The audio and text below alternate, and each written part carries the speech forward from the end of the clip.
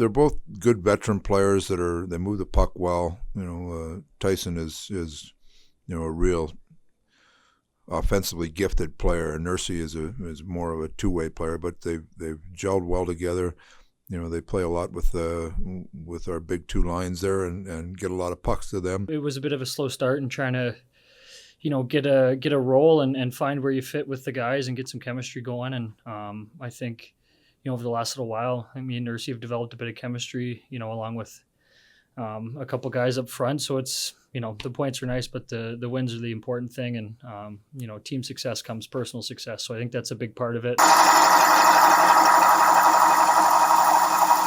It was a slow start for the Oilers in general and for Tyson Barrie, but Tyson Barrie has been exactly the kind of addition the Edmonton Oilers, I think, hoped he would be when it comes to generating offense from the blue line.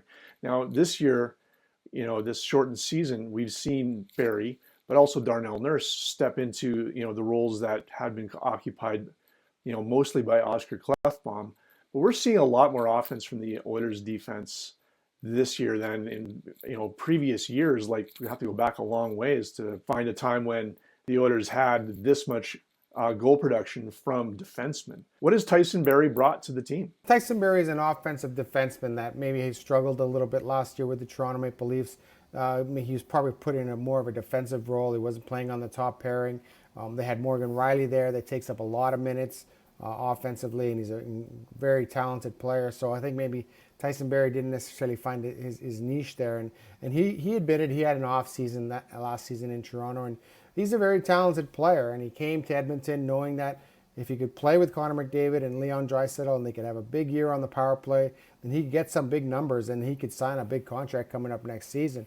Now, that's exactly what's happening. He's found his place on that power play. He's not afraid to use that shot, which is kind of a weapon that the Oilers didn't necessarily have in the last couple of years. Oscar Klefbom could shoot the puck, but I think that shoulder injury really affected his ability to shoot the puck, and he probably deferred passing the puck off a lot more than he would. Tyson Barrie now is starting to shoot the puck a lot more. We saw that on the power play goal with Puljujärvi scored the other night where he tipped the puck in. So he's got a great shot. And not only does he have a really good hard shot, he finds ways to get it through. And I think that's important for a defenseman. There's a lot of guys that could shoot the puck, but they have absolutely no accuracy in it and they can't get it through and they end up hitting shin pads or missing the net. Tyson Barrie has an accurate shot and he has a very, very good hard shot. So that's another element that the Oilers are adding to this power play. But the Oilers have got exactly what they wanted out of Tyson Barrie. They wanted an offensive guy that could help on the power play and create offense from the back end, and they're doing that exactly.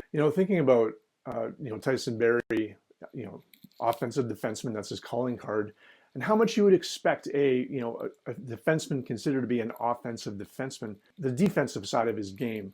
I mean, is it really that fair to expect him to be able to be all world when it comes to the defensive side of things, considering, his focus has been as an offensive defenseman? How many defensemen around the National Hockey League can we say are equally as dangerous offensively as they are effective defensively? Yeah, not many. Maybe Victor Hedman comes to mind. That's about it. And Nick Lidstrom, when he was playing, comes to mind. And you're right. It's tough to be equally as good in both ends of the ice. It's tough to be as good as you are offensively as you're going to be defensively. And he comes in here, he's an offensive defenseman. He's a guy that takes the puck. He's a guy that looks to jump in the rush. He's a guy that's looking to make that quick outlet play. And that's his instincts. Those are his instincts, to go out there and provide offense. And I think defensively his game has probably gotten a lot better since he first came into the league. He's gotten a bit more responsible. But I think the situation maybe last year with Toronto is that they were trying to turn an offensive defenseman into a defensive defenseman, which necessarily didn't work out well for him. And I think that's when his struggle started, and he started to really kind of fight with his confidence and things like that. And that's maybe why it didn't work out as well in Toronto as it's working out here at Edmonton, because they're saying, we'll live with your deficiency in your own zone as long as they're not glaring. And they haven't been glaring. He hasn't done glaring deficiencies in his own zone. And he has a pretty good defensive defense in Darnell Nurse. That's a pretty tough character to play against. So I think that's helping him. I think it's been a perfect fit here at Edmonton for Tyson Barrie. I think the Oilers did a great job. Ken Holland did a great job of identifying that this is a player that could help them, and this is a player that could get them. They could get them on a relatively inexpensive level, I guess, compared to some other defensemen in the National Hockey League. So I think it was a great signing by Ken Holland. It's working out really well, and it's working out well for Tyson Barrie as well. And obviously we've been talking a little bit about it during this, and it's probably even a topic for another day, because it's going to be a question that people are going to be asking from now until the end of the season, into the off season. Is Tyson Barrie's here on a 1-year contract, very reasonable price. That's why he came here, is he had the opportunity to play with the likes of McDavid and Draisaitl and showcase his skills. The question is, can the Oilers afford him? Is probably the real question, and how it will all jive with the roster moving forward. Well, that's the thing in the salary cap, or how many really kind of high ticket players can you afford? They have two of the highest ticket players in the league in McDavid and Draisaitl, and they're well worth the money that they're paying them. And now you got to look at, well, where does Ryan Nugent-Hopkins fit into that deal? Can you fit him in a salary structure where, yeah, you have Ryan Nugent-Hopkins, and then you have Darnell Nurse, and then if Oscar Klefbom comes back, you have Oscar Klefbom, and then you have Tyson Barrie, and now you have some of these other young defensemen that are kind of pushing their way through and may move on to their second contracts now. So that's not an easy thing to do, is to squeeze everyone in the salary cap, which is going to stay flat. It's not going to move up because obviously there's no fans in the stands. Their revenues are down, and it's a situation where teams really have to be aware of where people fit. Now, if we were in a world where you could pay as much as you want for anyone, yeah, of course Tyson Barrie would be a great fit here.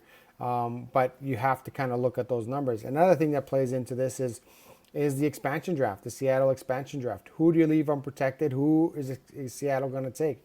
Now, are the Oilers going to protect 7 forwards and 3 defensemen, or is it going to be 6 and 4? It's going to be interesting to see how the Oilers go into that draft and who they expect to lose in that draft. There's a lot of balls in the air. There's a lot of factors to be played, but I'm pretty sure once the dust is settled, and depending on where the Oilers go and how far they go, Tyson Barrie would want to stay here and play with Connor McDavid and Leon Draisaitl and this hockey team, because it's where he's had the most success so far in his career.